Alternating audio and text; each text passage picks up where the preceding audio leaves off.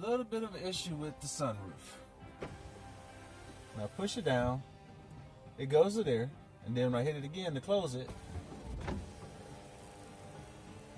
that happens.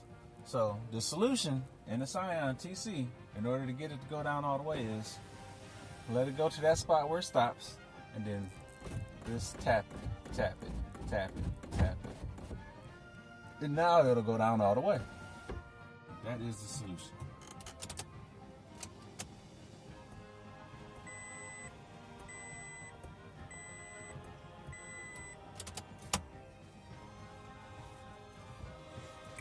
I hope that helps you guys.